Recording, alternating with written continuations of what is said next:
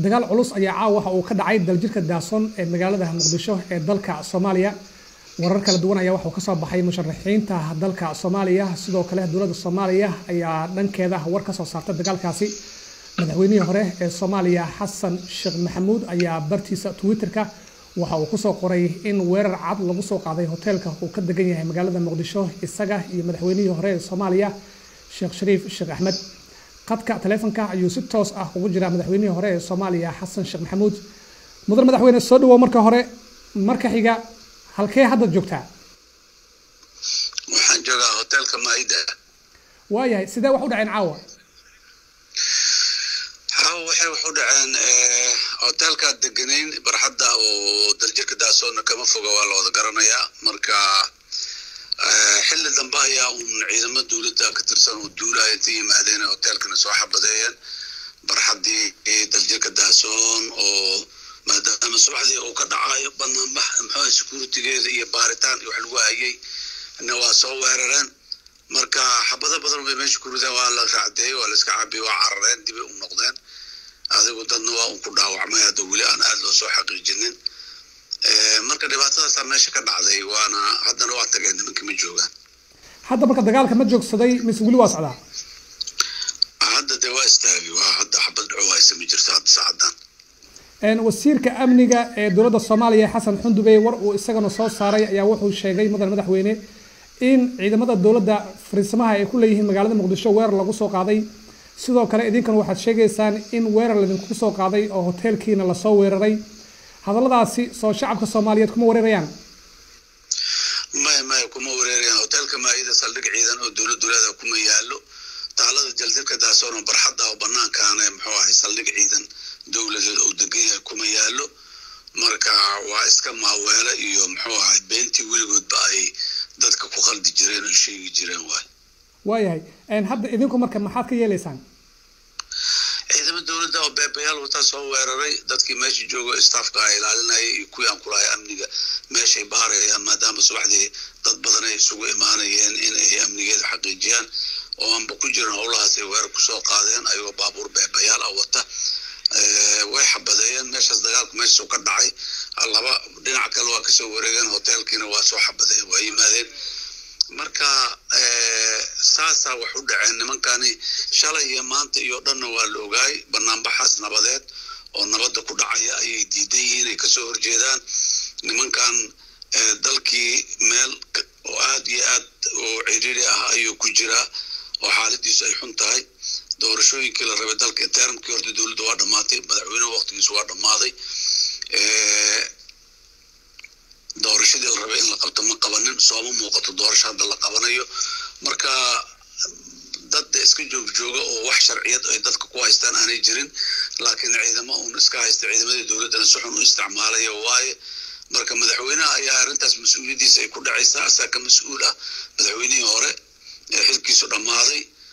dagaalkana caawa meesha asaa soo abaabulay amarkiisa lagu soo qaaday maanta oo dhan iyo dad badan u tageen odayaasha dhaqanka u tageen in banaanbax nabadeedii loo sheegay in colaadi jirina loo sheegay wax walba waa loo sheegay hase yeeshee ninka odagaa nin waxaas u cadiyin maaha waa baabayaashii oo gada u daabulay qaybtii kasoo hartay oo meeshaa nacaw usoo diray marka waa nin un usoo taagan dhiigga Soomaaliyeed inuu daadiyo waaya marka banaanbaxa beri aad ku baaqdeen miyuu dhacayaa mise wax baa iska bedelay banaanbaxa sidiisa waa sidii loogu ballansanaay waaye barxadda jaa dadka qaar kusoo noqday haddaba joogo kuwa kalena waa soo socdaan waa imaan doonaan banaanbaxu waa dhacaya beri haddii la yidhaah waxaad soo noqotay madaxweynihii hore ee dalka Soomaaliya Soomaaliyana meesha ka timid muddo madaxweyne aad baad u ogtahay hadda in dalka uu dagaal ka dhaco dan miyaa ku jirtaas leedahay ma garanayo dee waxaa adiga kugu qancinaya dalka inuu dagaal ka dhacayo dalku haddii nin dictator oo dadka laaynayo uu joogo macnaheeda maaha in dagaal ka dhacayo ninkaan ciidan oo wataa maalin walba meeluu ku duulo waa ku laayo dadkii ku caburinaa qaar waa ku dilaa qaar waa ku barakicinaa maamuladii waa ku duminaa ma u arka taas inay dagaal sokeeye tahay waa nin muxuu ahay soo waashayoo dalku inuu baaba'ayo dadku inay baaba'aan dhiigga inuu daato uu ka talinayo waay marka dalkani dagaal sokeeye waa ka yimiday dagaalada sokeeye shala qabaa'ila isdirirayay maanta qabaa'il isma haystaan dalkan dad federaal waa maamulaa ka jiro waa degan yihiin dalka intiisa kale magaalada muqdisho xaafado kamid oo ninka awalba gacanta ku hayo ka talinay dalka intiisa kale waa soo daayay intii haddana ay muxuu ahay dadku dhiigooda daadinaya dadkii deganaa maadaama adigu aad tahay madaxweynihii hore sidoo kale Sheekh Shariifna uu meesha deganaa waxaa tihiin dad xasaanad leh oo wadanka shaqada ugu sareysa ka soo qabtay ilaa iyo haatan marka xiriir ay la soo sameeyeen wasaaradaha amniga ku shaqada leh miyaa jira oo ka walaacsan amnigeena waaba kuwa beenta sheegayo waana la soo weeraray leh nin asigiiba been sheegayo mas'uul oo annagana la soo weeraray hotel Maida saldhig dawladeed ku yaalo la soo weeraray dhayo miyaa muxuu ahay mas'uuliyad muxuu ahay ilaalinayo ama ka fikirayo niyo dalkan dawlad kama jirto dhibaato ka dhacday waa dhamaaday sharciyadii waa dhamaatay nidaamkii siyaasiga ah ee lagu heshiilay meesha kama socdo marka qatar weyn ayaa soo socoto ninkan iyo nimankiisa saaxiibada ah oo la joogay maanta ay meel laga qaba karo joogaan dadka Soomaaliyeed inay soo baxaan codkooda ay banaanka keenaan si nabad ay ku soo dabaaldegaan qof iyo laba iyo saddex muxuu ahaayaan dileynaa dadka inay ku cabsi geliyaan maalin walba baabayaal urdiyo ee jireedka soo marsiyaan oo dadka lagu cabsi geliyo lagu caburiyo ma dadkan waa dad xor ah dalkan waa dal dimuqraadi ah lagama aqbalayo muxuu ahaay ciidaman dalka ku haysanaya ay waa caburinaya iyo qasabaan ku haysanaya xuquuqda asaasiga ah oo maxaan ku raadayay dimuqraadiyadu ay leedahay iyo muwaadinka Soomaaliyeed uu leeyahay waa in maxaan ku raadayay ay shaqaysaa dadka Soomaaliyeed waxa uu baaqaynaa inay codkooda si nabad ah ula soo baxaan oo aanay ka cabsanin maxaan ku raadayay cabsi gelinta ay